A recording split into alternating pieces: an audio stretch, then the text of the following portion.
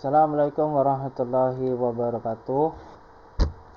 Dalam kuliah ilmu pendidikan Islam ya, kita akan membahas tentang manusia sebagai khalifah ya di bumi dan pedagogik ya. Apa yang dimaksud dengan khalifah dan apa yang dimaksud dengan pedagogik ini nanti kita belajar di sini. Oke. Ini manusia sebagai khalifah di bumi ini ya dijelaskan di surah Al-Baqarah ya ayat 30 ya. Yang mana terjemahannya seperti ini. Ingatlah ketika Tuhanmu berfirman kepada para malaikat, aku hendak menjadikan khalifah di bumi. Jadi Allah itu akan menjadikan manusia itu sebagai khalifah di bumi.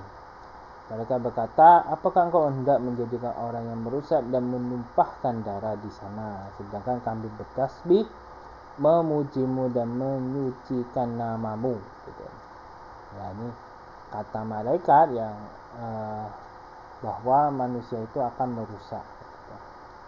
Padahal malaikat itu sudah bertasbih dan menyucikan namamu. Namun Allah membela kita ya. Sesungguhnya aku mengetahui apa yang tidak kamu ketahui. Ya Allah ini meyakini kita sebagai khalifah di bumi. Nah, Allah ini memberitahu malaikat terkait manusia sebagai khalifah. Ini di surah ke-10 ya, ayat 14 ya. Kalian coba cari sendiri. Ya. Artinya kami jadikan kamu sebagai pengganti-pengganti di bumi ya, setelah mereka untuk kami lihat bagaimana kamu berbuat.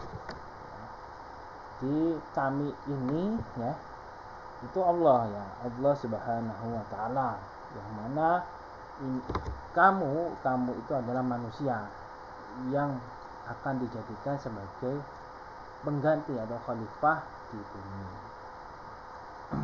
Nanti Allah itu akan melihat bagaimana kamu berbuat. Jadi berbuat. Nah, di sini konsep khalifah ya tidak sebatas bagaimana kita memimpin orang sebenarnya, tapi bagaimana kita memimpin diri kita sendiri dan orang lain. Ya. Khalifah begitu ya, memimpin dirinya sendiri dan orang lain.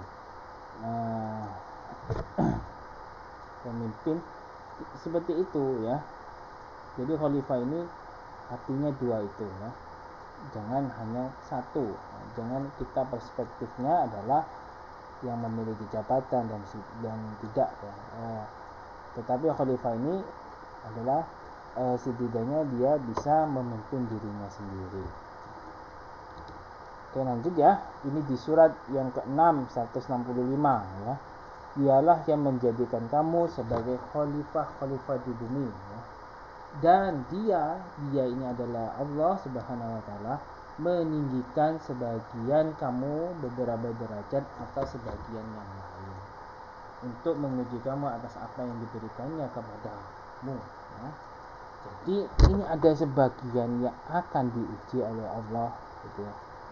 Nah, dengan cara dikasih ujian ya, ujian. Untuk apa? Untuk meninggikan derajatnya. Kemudian Allah, kenapa perlu adanya khalifah ya? Allah memandang perlu adanya khalifah di bumi. Allah mengeluarkan kamu dari perut ibumu dalam keadaan tidak mengetahui sesuatu pun, dan dia menjadikan kamu pendengaran, penglihatan, hati nurani agar kamu bersyukur gitu ya. Jadi Allah memandang perlu adanya khalifah di bumi ini ya, agar kamu dapat dapat mendengar dan melihat yang ada di sekitar ya. Kemudian kita harus bisa bersyukur atas apa yang diberikannya gitu ya. Kemudian ya, di sini khalifah itu ya dalam konsep Islam tidak memisah-misahkan manusia ya. Sesungguhnya hadis Tabrani ya. Sesungguhnya Allah tidak memperhatikan bentuk rupamu gitu ya.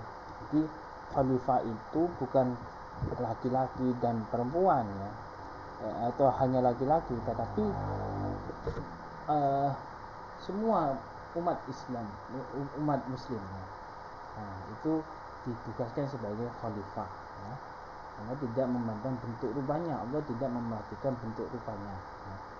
Nah, kalau di dalam keluarga itu, karena di dalam keluarga itu memiliki hukum, itu hukum keluarga ya, hukum keluarga ya. Laki-laki ya itu bertanggung jawab ya, menafkahi ya. Kalau perempuan itu adalah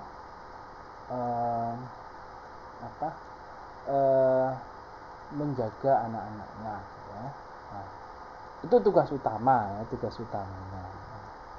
Nah, tugas yang lain gimana ya? Tugas yang lain itu banyak di dalam keluarga ya, banyak.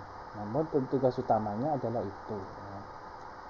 Jangan terbalik ya, jangan terbalik. Itu sebenarnya tugas utamanya. Kemudian ya, Allah mewajibkan manusia untuk hidup berkelompok. Artinya manusia itu tidak dapat hidup sendiri ya, karena manusia itu diciptakan untuk berkelompok ya, hidup secara sosial. Ini ditulis di surah 49 ayat 13 ya. Sesungguhnya kami telah menciptakan kamu dari seorang laki-laki dan perempuan, kemudian kami menjadikan kamu berbangsa-bangsa, bersuku-suku gitu ya, agar kamu saling mengenal gitu. Nah, kalau kita hubungkan dengan konsep khalifah ya, kita harus pintar bersosialisasi. Kalau bersosialisasi tidak hanya memandang diri kita sendiri, tetapi memandang orang lain. Kemudian ya, Allah memberikan tanggung jawab pada manusia untuk mengurus bumi ya. Wahai kaumku, berbuatlah menurut kedudukanmu ya. Aku pun berbuat demikian, kelak kamu akan mengetahui siapa yang akan memperoleh tempat terbaik di akhirat nanti. Sesungguhnya orang-orang yang zalim tidak akan beruntung ya. Nah, ini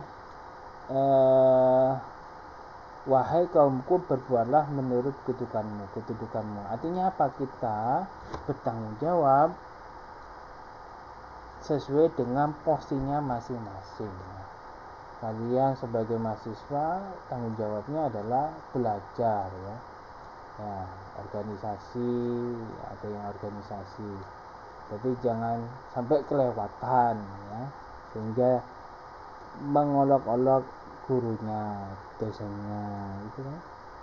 Nah, tanggung jawab kalian, tugas utamanya adalah belajar ya. Itu yang harus diperhatikan, diselamatkan dahulu ya. Kan orang tuanya sudah bayar gitu. Organisasi kan nggak bayar gitu ya. Nah, begitu ya. Jadi harus tahu tugas-tugasnya ya, sesuai dengan perannya masing-masing. Oke ya, ini ada lagi di surah ke-9 105 ya.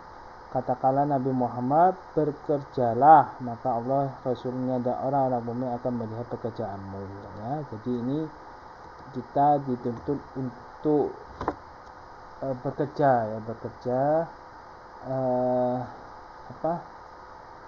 menyelesaikan sesuai dengan perannya masing-masing. Nah, di sini Allah ini mengawasi segala perbuatan manusia ya. Di surah 33 ayat 52 ya. Tidak halal bagimu Nabi Muhammad menikahi perempuan lain ya. Setelah itu tidak boleh pula mengganti mereka dengan istri-istri yang lain meskipun kecantikannya menarik hatimu, kecuali perempuan hamba saja yang memiliki. Allah mengawasi ya. Allah Maha mengawasi segala sesuatu. Jadi Allah ini selalu mengawasi kita, ya. Apa yang kita buat yang nanti kan akan dipertanggungjawabkan, ya. Jadi makna khalifah itu adalah kita bertanggung jawab atas diri kita sendiri, ya, memimpin diri kita sendiri dan memimpin orang lain sesuai dengan peran kita masing-masing, kedudukan kita masing-masing, begitu ya. Nah, kita ingat bahwa manusia itu tidak dapat hidup sendiri, gitu, dan hidup secara sosial. Nah, ini perlu ya adanya rasa adanya kemampuan untuk memanajemen dirinya kita sendiri, ya, dan juga cara berkomunikasi kepada orang lain, ya, begitu. Kemudian kalau kita berbuat baik pasti akan dibalas kebaikan. Kalau kita buruk pasti buruk. Ini ayat dijelaskan di surah ke-18, ya. Adapun orang yang beriman dan beramal soleh mendapat pahala yang terbaik sebagai balasan, dan akan kami sampaikan kepadanya perintah kami yang mudah-mudah, ya. Ini adalah, jadi kalau kita melakukan perbuatan yang baik pasti akan diberi balasan yang baik pula. Kalau buruk pasti akan diberikan balasan yang buruk pula, begitu ya. Nah, begitu.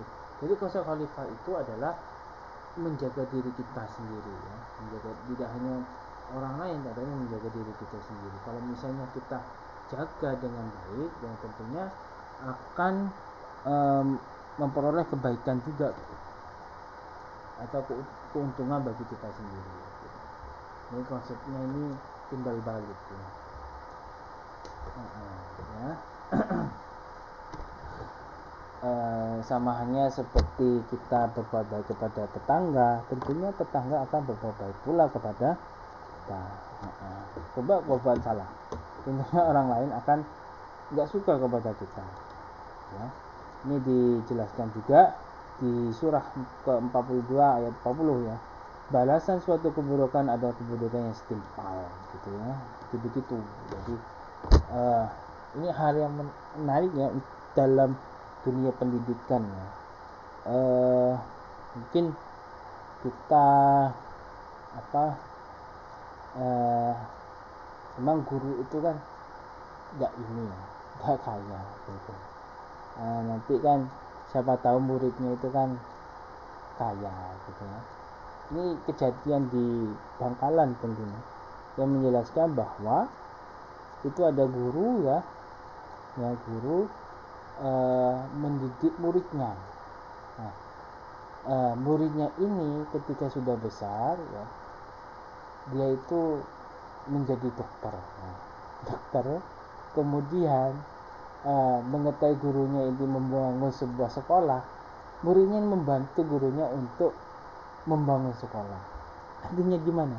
Bahwa kalau kita menjadi guru dan berbuat baik kepada murid kita tanpa rasa minta balas budi, gitu ya, ikhlas, gitu, insya Allah, ya, murid-murid kita akan memberikan atau membalas dengan kebaikan juga, gitu ya, begitu.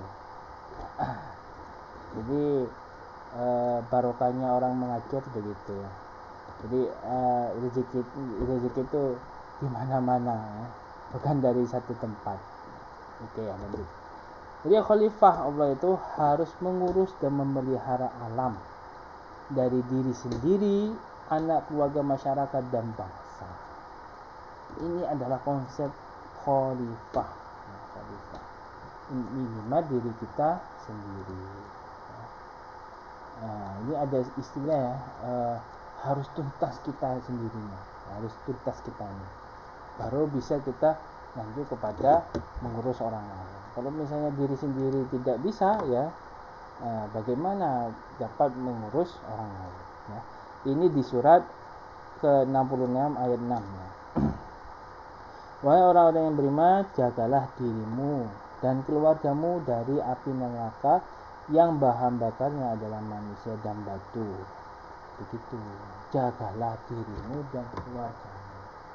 Jadi kita disuruh untuk menjaga ya, baik diri kita sendiri atau orang lain.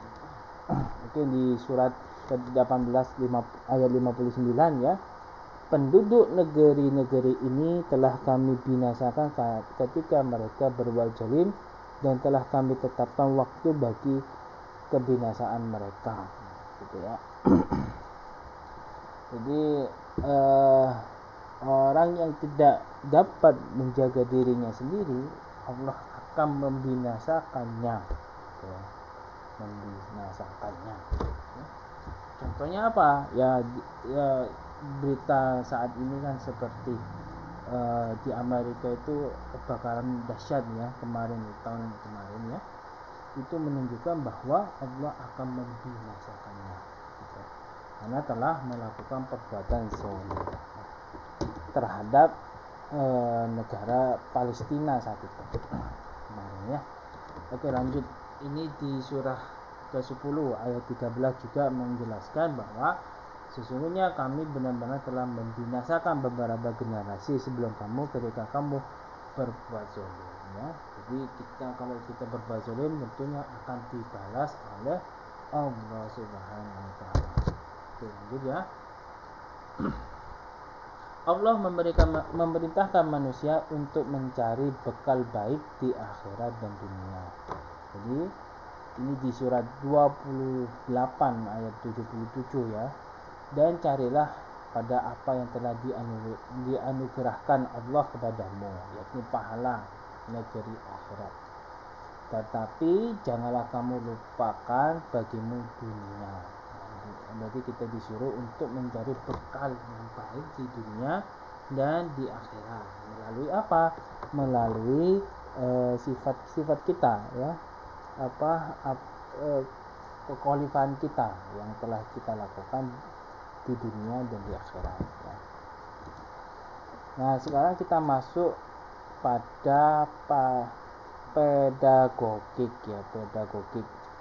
Jadi pedagogik itu adalah intinya adalah Allah itu menganugerahkan kepada manusia atau sebuah potensi ya, untuk dapat dididik dan dapat mendidik gitu. Jadi manusia itu tidak hanya sebagai khalifah, tetapi sebagai guru ya, sebagai guru gitu. Jadi kalau di Jepang itu kan dokter itu kan disebut sensei ya, disebut sensei itu guru. Jadi guru itu maknanya luas gitu. Jadi manusia itu sudah dilahirkan dari bawaannya untuk bisa mendidik dan dididik gitu ya.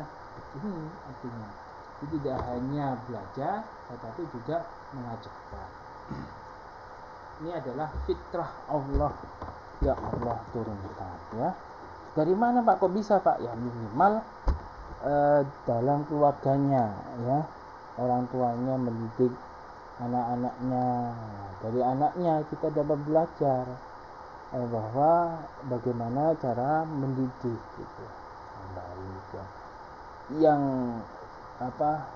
bagaimana kita mengontrol emosi dan sebagainya itu kan bisa melalui cara mendidik.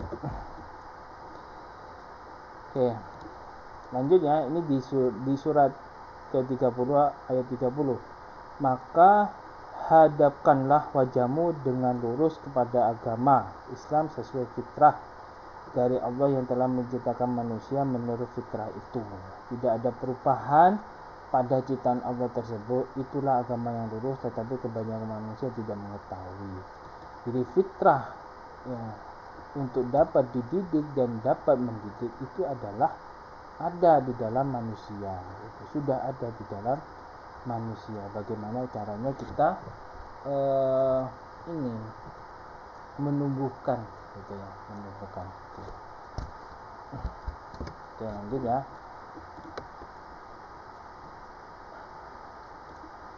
Manusia dilengkapi dengan fitrah yang dapat berkembang sehingga kemampuannya dapat melampaui jauh dari kemampuan fisiknya yang tidak dapat berkembang.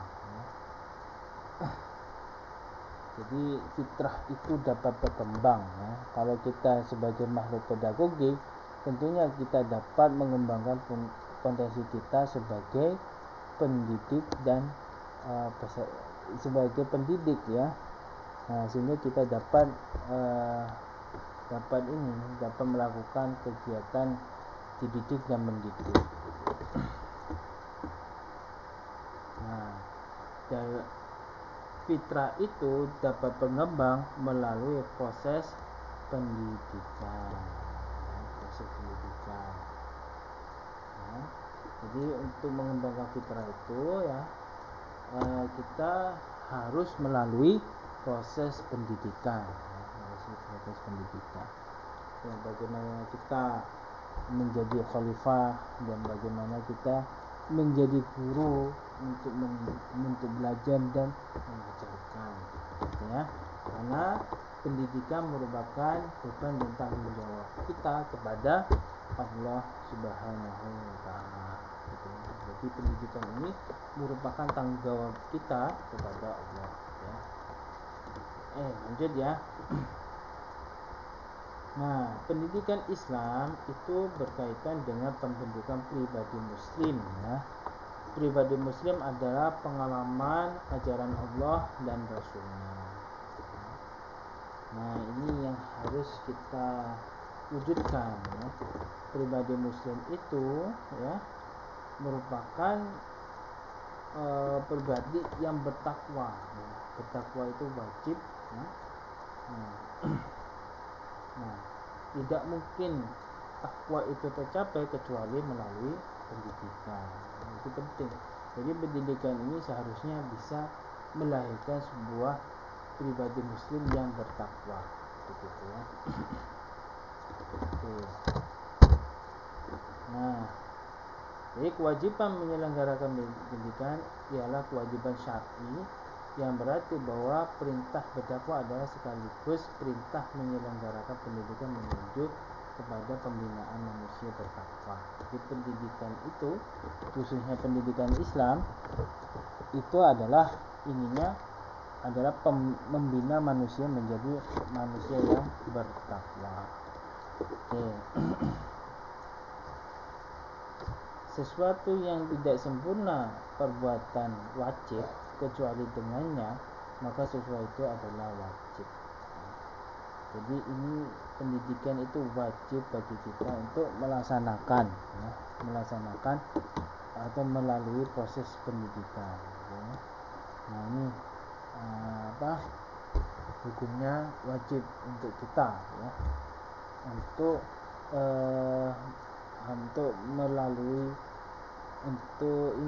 mengikuti proses pendidikan.